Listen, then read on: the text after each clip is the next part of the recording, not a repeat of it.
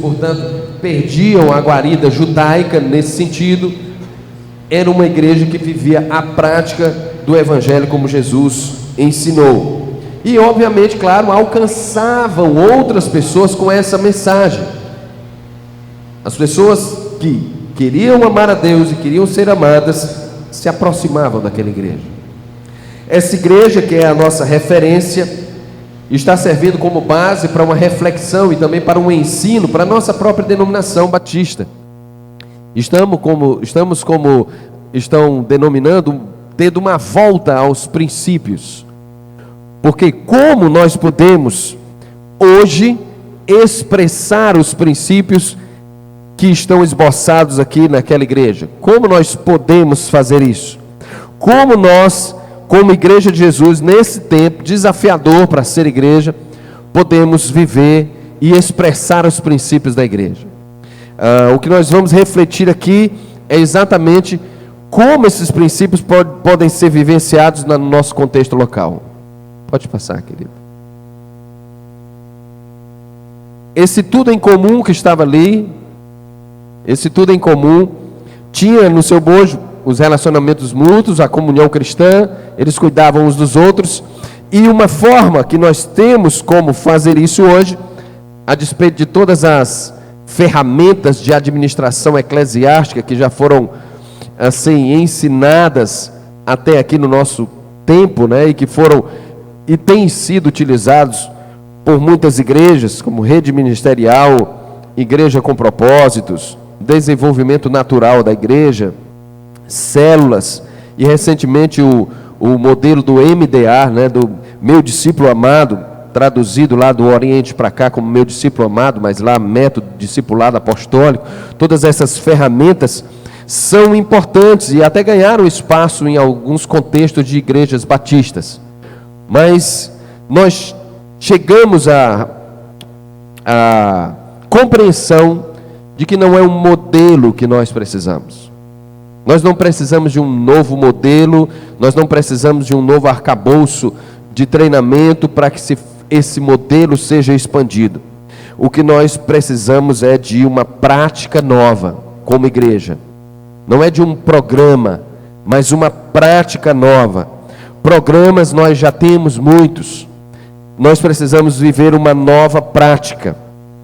Alguém já disse que não se constrói a ponte para passar um rio por baixo. Você constrói a ponte para atravessar o rio. Então a diferença do programa e a prática é exatamente essa, porque não é o programa que vai resolver o problema, mas na verdade é o comportamento de cada discípulo que está arrolado na igreja local, que está vivendo a igreja local.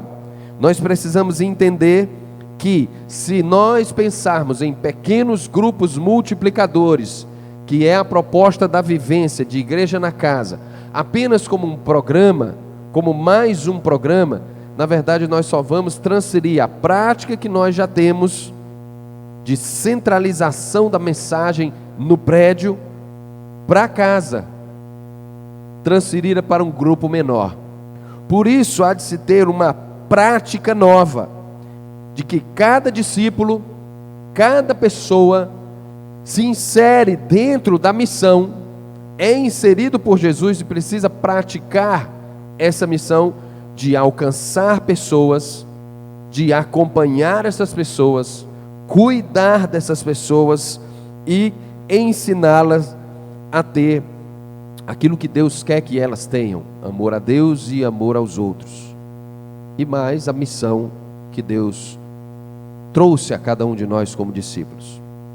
Em suma, é a multiplicação de discípulos, a multiplicação dos discípulos. Nós refletimos que o pequeno grupo multiplicador é uma forma de expressar princípios que eram vivenciados lá na igreja primitiva e que precisam ser vivenciados hoje. Princípios como o cuidado, a intercessão pelo outro, o zelo pela pessoa, o ensino da palavra e também uma vivência que nos traga solicitação de contas, acompanhamento das pessoas. não só no sentido de uma classe, mas num sentido mais pessoal. Pode passar, querido. Pode passar. Pode passar. Tudo isso nós já falamos, pode passar. Obrigado, querido. Pode passar. Aí, pode voltar um pouco. Na verdade, o que nós precisamos compreender é que pequeno grupo multiplicador não é uma substituição dos programas que nós já temos hoje como igreja. Cada corpo local, cada igreja batista tem uma agenda semanal, tem uma agenda coletiva.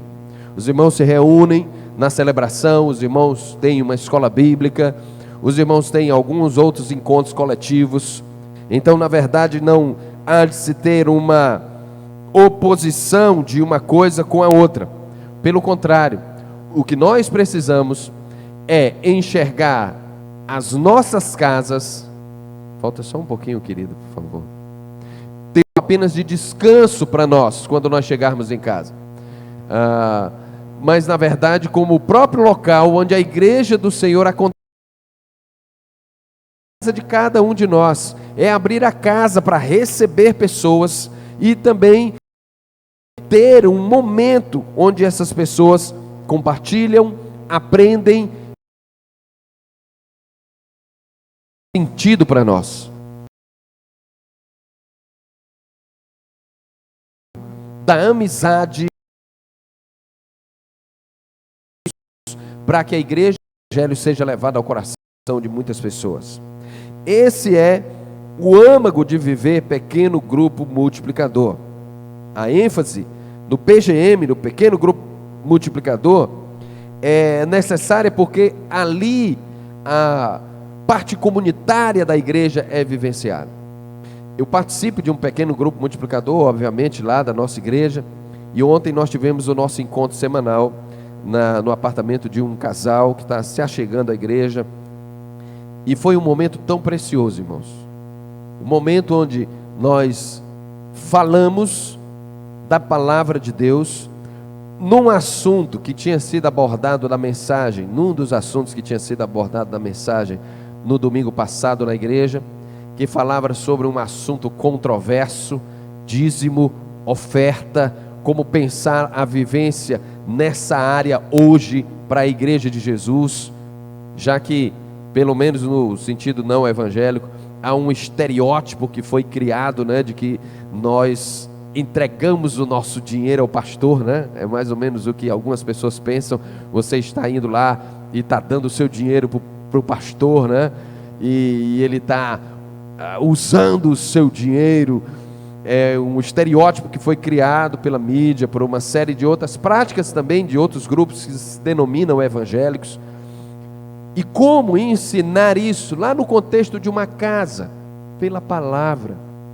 Momento de reflexão na palavra, um momento de solicitação de contas. E você, o que tem feito com as suas finanças? Você tem honrado a Deus com as suas finanças? Você tem feito a sua parte diante da comunidade local que você está inserido? Aquele encontro foi a palavra de Deus sendo destilada.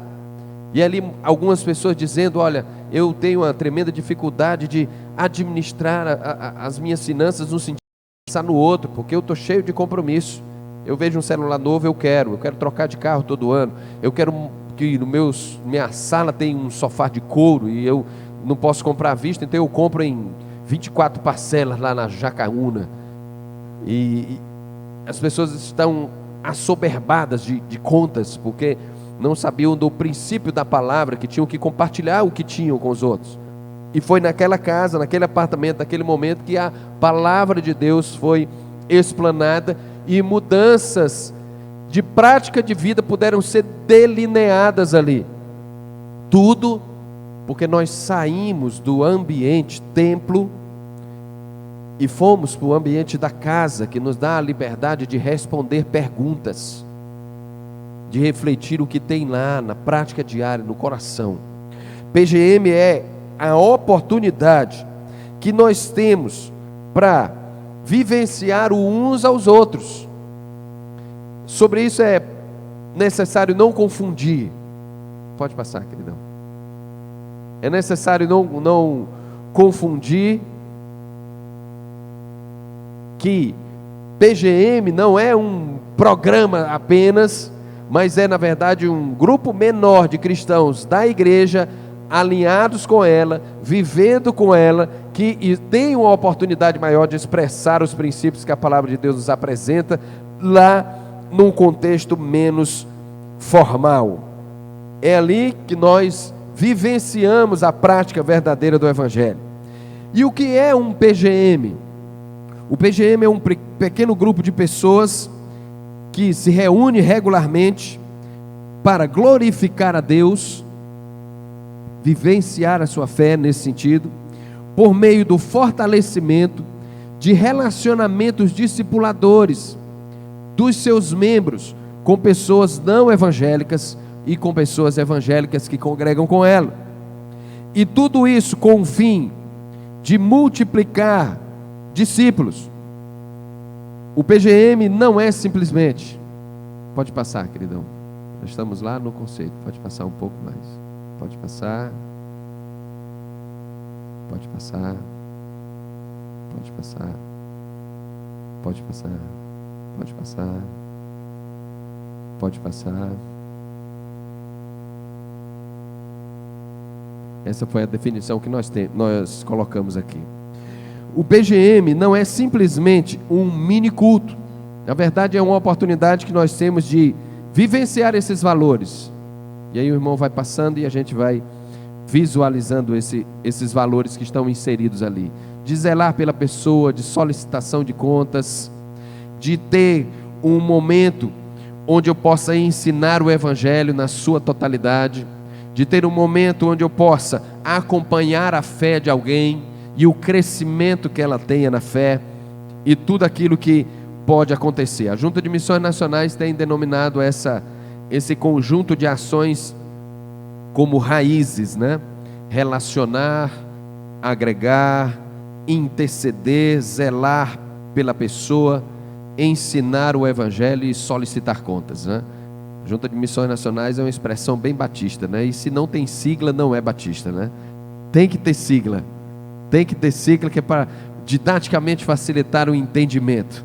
É, na verdade, para utilizar essa didática para trazer a gente para essa vivência do raízes, do estar plantado e frutificar através dessa sigla, né?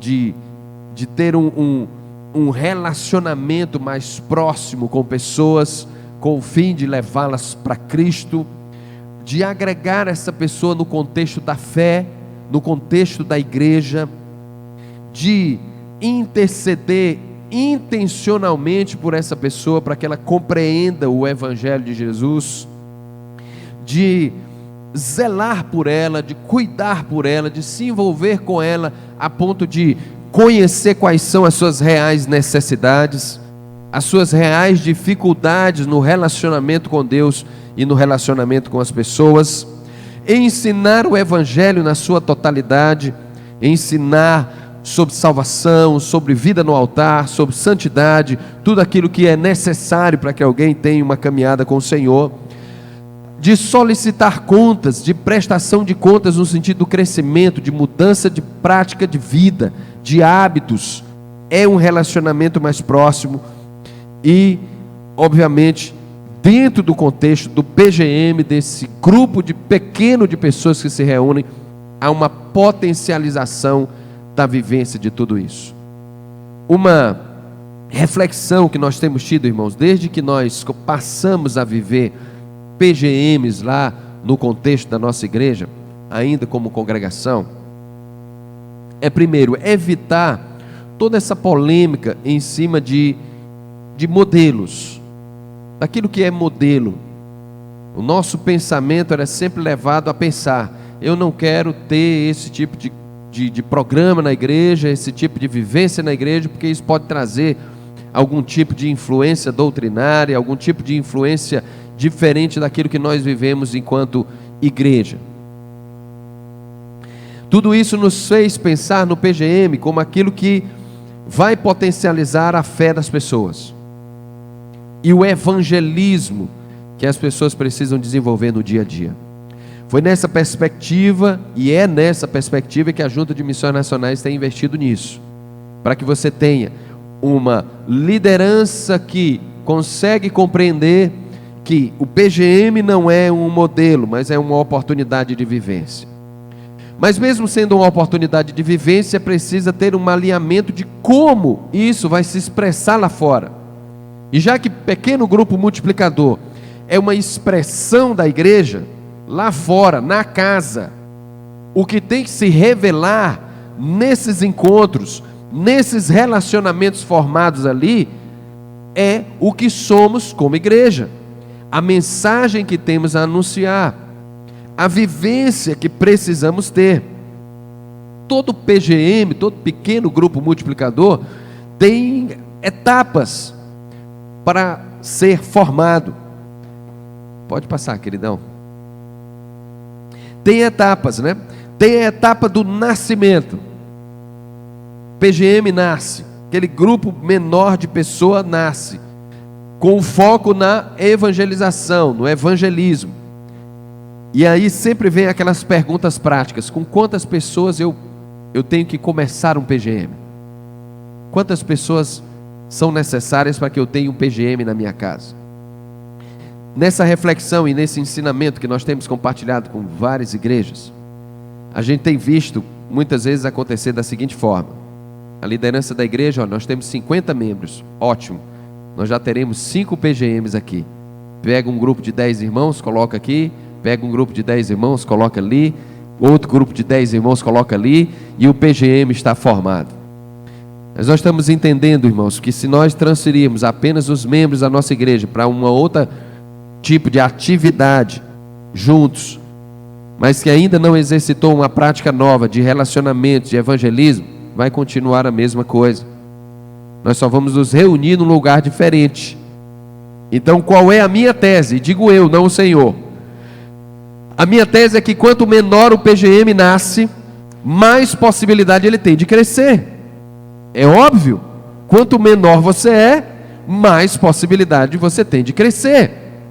Porque se não, vejamos, quantos de nós podem reunir um grupo de 10 pessoas na sua sala?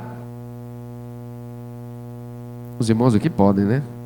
Eu que lá no meu apertamento, com aquele banheiro tão estreitinho, que eu entro assim e saio assim, né? Como é que eu vou colocar 10 pessoas na minha sala? Não tem nem cadeira para isso.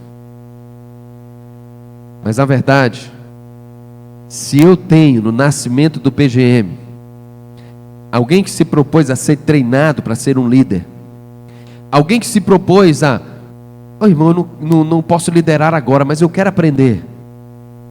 Um co-líder. E mais um intercessor lá, né? Uma pessoa para interceder. 3, está ótimo. 4, excelente. O encontro semanal vai servir para essa reflexão do grupo de que o que nós estamos fazendo para alcançar pessoas para Cristo. Nós funcionamos como igreja, irmão, de forma didática, para o ensino da nossa membresia de como expressar o Evangelho e de como comunicar o Evangelho.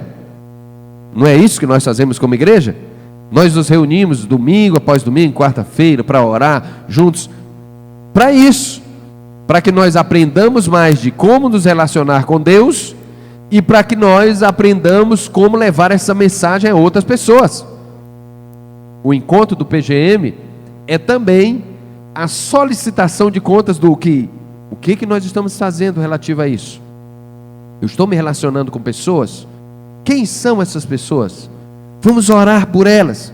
O PGM nasce com o objetivo e o foco no evangelismo, para que pessoas sejam agregadas a ele e então ele cresça e depois multiplique. Essa é a dinâmica da vida da igreja na casa. Uma oportunidade diferente do encontro no templo, por exemplo, onde você convida a pessoa para vir para cá. Aqui ela vai ouvir a mensagem? Sim, óbvio. Aqui ela vai ter momentos de comunhão? Excelente, muito bom. Então, na verdade, você vai ter mais uma porta para o evangelismo. Essa perspectiva, quando o PGM nasce, do nascimento, vai nos fazer refletir como igreja, e essa foi uma experiência de alguns dos nossos PGMs, de como é difícil se relacionar com pessoas para levá-las ao Evangelho. Nós, como congregação, e hoje é uma prática comum no nosso meio, recebemos pessoas de outras igrejas batistas, outras denominações. Com certeza os irmãos também já passaram por isso aqui. Uma experiência de um PGM nos chamou a atenção. Aquele grupo composto, na sua grande maioria, por irmãos que vieram de outras igrejas, quando foram desafiados a ter um encontro semanal, e lá nesse encontro semanal conversar sobre como estão os seus relacionamentos em termos de evangelismo, chegaram à conclusão de que muitos deles, há muitos anos, não evangelizavam ninguém. Há muitos anos não tinham relacionamentos intencionais para o evangelismo. Tinham ficado presos apenas no evangelismo sazonal. Eu vou lá e entrego um folheto para um desconhecido, eu estou lá e vou fazendo isso. Não que isso não seja importante, obviamente isso é também uma forma de levar a mensagem. Mas e as pessoas do seu trabalho que estão lá com você todo dia? Da sua família? Os seus amigos? Pessoas novas que você conhece nos ambientes em que você vive semanalmente? Como? O que você está fazendo para que elas sejam convertidas? Então ali eles começaram a alinhar o coração e exercitar o relacionamento com as pessoas para levar o evangelho até elas. E uma forma de fazer isso é tem um encontro lá na minha casa. Eu tenho investido lá na nossa igreja para que a gente não chame o encontro semanal do PGM de reunião. Olha, nós vamos ter a reunião do PGM. Quando você ouve a palavra reunião, o que é que lhe vem à mente? Reunião de trabalho, né? Reunião de trabalho. O gerente chama, todo mundo senta, o editor-chefe chama os jornalistas, vamos confeccionar a pauta aqui. O gerente chama os vendedores, vamos alinhar aqui como é que a gente vai fazer para conseguir mais venda. É a reunião, é o peso do trabalho, né? E a gente gosta, como batista, dessa palavra trabalho. Tanto que a gente chega aqui no culto, vamos iniciar os trabalhos dessa manhã. A gente gosta de trazer esse peso do trabalho, porque o evangelho também é trabalho, obviamente. Mas o fato é que não é uma reunião, é um encontro. É um encontro de pessoas. É um encontro onde as pessoas vão sentar na sala. Algumas dessas pessoas passaram por desafios durante a semana. Algumas dessas pessoas, e até mesmo os nossos membros, talvez estejam passando por algum dilema. Nós estamos vivendo PGM lá na nossa igreja há 3 anos. E várias vezes eu e minha família choramos lá, quando o nosso filho teve uma reação alérgica a uma vacina e quase morreu. Quando meu sogro faleceu, no processo do câncer dele, que foi doloroso para todos nós. Nós celebramos juntos quando nós trocamos de carro. Nós vivemos juntos ali o evangelho. E várias outras pessoas compartilharam seus corações também. E pessoas se converteram. E eu tive o privilégio de batizar pessoas que foram alcançadas lá nesse contexto. Há 2 semanas atrás, uma das pessoas que estavam conosco no PGM, um novo convertido, foi batizado há alguns meses atrás. Ele tinha problema com drogas antes de chegar no contexto da fé. Passou 1 ano sem usar droga, mas ele caiu. Ele fraquejou na fé e voltou a usar droga. E na semana passada, 2 semanas atrás, o nosso encontro, estava ele lá com a sua nova namorada. E ele saiu de lá para uma comunidade terapêutica. E foi um momento doloroso para todos nós, ver que a única solução para aquele irmão era interná-lo num lugar para que ele tivesse um tempo. Ontem nós estávamos orando por ele, porque ele saiu da comunidade, não aguentou o tratamento e saiu. São as lutas do dia a dia que são compartilhadas e vividas ali, o evangelho, de forma plena, naquele encontro. Então você quer fazer um PGM, criar um PGM, obviamente, você só vai fazer isso se a sua igreja estiver vivendo isso, nessa liderança. essa etapa do crescimento, do nascimento, é exatamente o como. A segunda etapa é a etapa do crescimento, que aí você já reuniu um grupo de pessoas ao redor, já não são mais os 3, e agora já se reuniram mais 2, mais 1, estão se agregando pessoas naquele encontro semanal. Mais do que isso, pessoas estão sendo integradas no relacionamento. Você já apresentou o seu amigo que você quer evangelizar para o seu amigo no PGM, não só para o pastor. Eu tenho que apresentar meu amigo para o pastor, porque o pastor vai falar de Jesus para ele vai se converter, que a palavra do pastor é mais forte, né? A gente é levado a pensar assim, ou vou convidar um pastor para pregar no meu PGM, porque a pregação boa é a pregação do pastor. Então o pastor vai ter que ir nos 10 PGMs que a igreja tiver para poder levar a mensagem semanalmente. Coitado do pastor, já corre todo dia, vai ter que fazer mais isso. A etapa do crescimento é uma etapa de maturidade dos novos membros, tanto no PGM como nas atividades da igreja. Como? Com regularidade de encontros, estimulando aquela pessoa, dizendo que é importante que ela esteja nos encontros semanais do PGM, convidando, mensagem no WhatsApp, todas as semanas, semanas após semanas, as pessoas estão enviando mensagem no WhatsApp, dando para o encontro do PGM lá. Encontro. Hoje não dá, eu vou para um aniversário. Olha, semana que vem é na casa do fulano. Convites, o foco no crescimento. Depois vem a etapa da maturidade, que aí o foco é na formação do líder, do co-líder, preparando ele para futura multiplicação. E assim, a multiplicação daquele PGM. E aí, tanto nas atividades da igreja, como nos encontros semanais, vai se trabalhando o coração dele, dizendo: olha, daqui a pouco você vai fazer isso. É instrução, é supervisão, é desafiar o coração. Nós temos refletido sobre como está difícil encontrar pessoas para liderarem na igreja. Porque as pessoas acham que liderar alguma área na igreja, até mesmo um PGM, demanda uma série de características pesadas demais para elas. Quando na verdade o ponto principal para a liderança num contexto de um grupo menor é exatamente o desejo de servir, a simplicidade de servir. Porque tudo que é feito lá no encontro semanal é compartilhado com os outros. Você vai fazer um quebra-gelo hoje, você vai trazer a reflexão da palavra, você vai fazer a parte de logística, quem arruma essas cadeiras, alguém vai organizar o lanche, tudo é compartilhado. Então o líder é apenas aquele que direciona. Na etapa da maturidade você vai saber, essa pessoa está sendo desafiada a ser líder, ele aceitou, ele vai multiplicar, até porque só pode se multiplicar se tiver líder, né? Sem líder não tem como multiplicar. Quem será o responsável por aquele grupo menor ali? A etapa última do PGM é a multiplicação. O foco é multiplicar, tanto no PGM como nas atividades da igreja. Será que essas pessoas se converteram? Elas estão integradas? Os membros que ali estavam, será que eles estão vivenciando o evangelho mesmo? Cresceu o grupo de pessoas?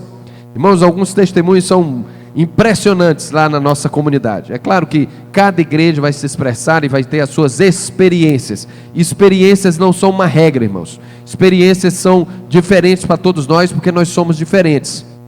Mas teve um grupo de jovens lá, algumas jovens meninas, que queriam muito participar de um PGM.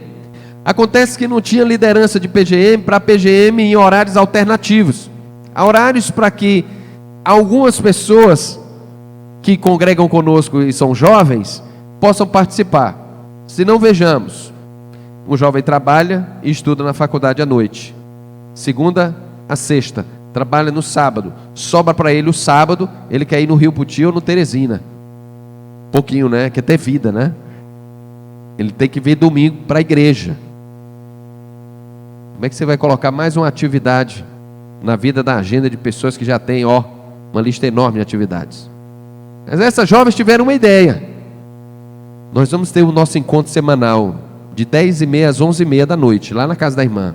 O primeiro foi conversar com a família da irmã, né? Que não são evangélicos. Olha, eu queria ter um encontro aqui na sala, vai terminar 11h30 da noite. O horário estabelecido para terminar, né? Porque você sabe que não termina, né? Bote 3 crentes conversando ao redor de um bolo e 1 litro de Coca-Cola. Meu amigo, 1h da manhã e sai de lá. Depois que tiver sumido o último farelo de açúcar daquele bolo, aí todo mundo vai embora. Eu não levei muita fé não, fui um crente bully, de pôr café. Olhei para aquela situação e disse, não, tudo bem, as irmãs querem se reunir. Começaram um grupo de 4 jovens. Em 9 meses eles tinham 25 jovens lá. Grande maioria dessas pessoas não evangélicas, que se converteram e foram batizadas. Aquelas meninas estavam ansiosas por ver a fé se manifestando no coração delas. E elas multiplicaram em 3. 3 PGMs saíram dali. Porque a menina que estava indo começou a levar o namorado. E o namorado foi evangelizado e se converteu. Ela se converteu, converteu seu namorado, levou o primo. E aí saiu de lá 1 PGM de homens e 2 PGMs, um misto e um de jovens. Mulheres. É a multiplicação da igreja. E não do programa, mas da vivência. E o que se faz lá, para finalizar a minha fala, dentro do PGM, do encontro semanal? O encontro semanal ele tem um roteiro simples. Esse roteiro é confeccionado pela liderança da igreja. É ela que promove a orientação para que esse roteiro aconteça lá. Desde que nós iniciamos como Junta de Missões Nacionais a tentativa de um formato para o encontro semanal, porque isso já acontece em vários outros modelos, digamos assim, de vivência, pequenos grupos, células, com célula, de célula em célula, todas essas manifestações de reunião em grupo menor, a gente foi refletindo sobre o que tem que acontecer no encontro do PGM. E o que a gente tem descobrido é que não dá para colocar um padrão de funcionamento literal. No nosso primeiro treinamento lá sobre PGM, nós colocamos lá 10 tempos que deviam acontecer no encontro do pequeno grupo multiplicador. Não funcionou. A gente refletindo sobre isso, fizemos o quê? Primeiro, o que é essencial acontecer nesse encontro semanal? O que não pode faltar? A gente até tirou a palavra obrigatório, mas tudo que você fala obrigatório já, obrigatório, o que eu tenho que fazer? Não tenho escolha não? Então, aquilo que é essencial, o que não pode faltar. Primeiro, o encontro de cristãos. Não pode faltar oração, gente. Eu lembro que alguns encontros que nós tivemos lá, com pessoas, com amigos, alguns irmãos estão refletindo assim, não pode orar não, porque se orar espanta os não crentes. Olha que já pensou? Que pensamento, não vai orar não, irmão, ora alto, não vai orar muito não, porque senão o não crente não vem depois. Irmãos, é um encontro de cristãos, tem que ter oração. Se não tem oração, não é encontro de cristão. E pelo que nós vamos orar? Nós vamos orar agradecendo a Deus pela casa que nos recebe. Nós vamos orar pelas pessoas que nós estamos evangelizando. Nós vamos orar por alguém que está passando dificuldade. Nós vamos orar. Pedido de oração não vai faltar, eu tenho convicção disso. Mas não pode faltar esse tempo de oração. Irmãos, a gente tem vivenciado experiências incríveis. Pastor Samuel, numa das conversas que nós tivemos, ele disse que na igreja que ele congrega, um dos PGMs, tinha uma moça muito dedicada, que queria muito que a família dela fosse alcançada. E aqueles irmãos do PGM dela fizeram um cartaz, colocando o nome de todas as pessoas que eles queriam alcançar para Cristo. E todo encontro semanal, eles colocavam aquele cartaz com o nome das pessoas e eles oravam por aquelas pessoas. Era a oração deles que ia fazer com que aquelas pessoas aceitassem a Cristo? Não, a oração era para que Deus desse a oportunidade de relacionamento, para que eles falassem. Porque nós não oramos para Deus mandar um anjo ir lá falar do Evangelho. Deus mandou a gente ir lá e fazer isso. E eles, semana após semana, orando por aquele. E ela tinha colocado o nome do pai dela ali. Essa moça teve um acidente e faleceu. E foi aquela comoção na família, só era evangélica. O pai dela então procurou aqueles irmãos e disse: olha, ela me convidava sempre para ir para o encontro semanal. E eu nunca fui, mas eu gostaria de ir. E ele foi. E no tempo da oração, eles pegaram o cartaz e começaram a orar. E ele viu que o nome dele estava lá, perguntou: o que é que meu nome está fazendo aqui? Não, nós oramos por você semanalmente para que você ouça o evangelho. A sua filha fazia isso. E aquilo tocou no coração daquele homem. Vocês se preocupam comigo, é isso? Eu nem conheço vocês. Aquilo impactou o coração daquele homem. Aquele homem entendeu por aquela mensagem que o amor de Jesus existe ainda no coração de pessoas. E ele acabou entregando a vida para o Senhor, foi batizado e hoje congrega naquela igreja. Uma coisa simples, um movimento simples, uma ação organizada de um grupo menor que levou o evangelho através da oração. Precisa ter o tempo da palavra, o tempo onde a palavra é colocada ali. E essa é a maior preocupação de muitas pessoas. Mas lá a pessoa não vai ter o mesmo preparo teológico que o pastor tem aqui. Ele não tem o mesmo preparo teológico para estar levando essa mensagem lá. Então, como nós refletimos pela palavra lá? A mensagem que é pregada no domingo, ela é levada para lá e ela é esmiuçada lá. O esboço da mensagem é compartilhado com os líderes, com algumas perguntas que levarão as pessoas não a dizerem: olha, o que eu acho é que esse texto diz isso. Aí o outro diz: não, eu acho que não é isso. A discussão não é o que eu acho que o texto diz, porque o texto não muda de acordo com o meu achar. O texto é o texto. Ele é a Bíblia ali, a palavra de Deus, ela não muda. A questão é, se eu entendi que Deus falou comigo através daquela mensagem, o que é que eu vou fazer a respeito disso? Aquilo que Deus me falou. Perguntas são feitas ali, perguntas abertas, e não perguntas fechadas. O que é que você acha que as pessoas estão pensando sobre isso?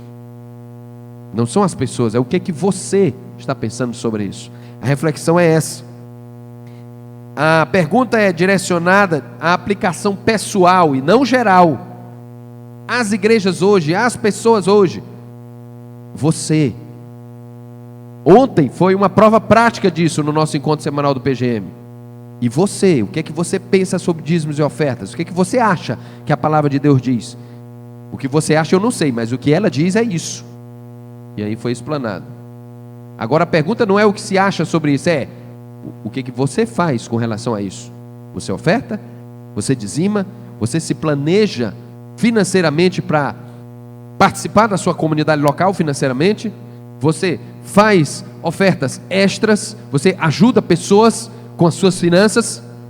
Perguntas diretas que vão para a prática de vida das pessoas. Tem que ter um tempo da palavra, que na verdade acaba sendo o tempo maior em termos de minutos. O tempo de compartilhar e o tempo da igreja. O tempo onde as pessoas vão entender que aquilo é uma reunião da igreja local. Lá na nossa igreja nós conseguimos reduzir no nosso culto os avisos a 2 avisos no máximo. 2 avisos rápidos no culto. Até porque se a gente pensa que esses avisos são eficazes, eles não são. E aí isso aí foi a gente inseriu como batistas na nossa eclesiologia, momento dos avisos. Mas na verdade, se você tem um grupo menor, você consegue transmitir. Vai ter um congresso, vai ter uma coisa, rapidamente você faz tudo aquilo que precisa fazer em termos de igreja.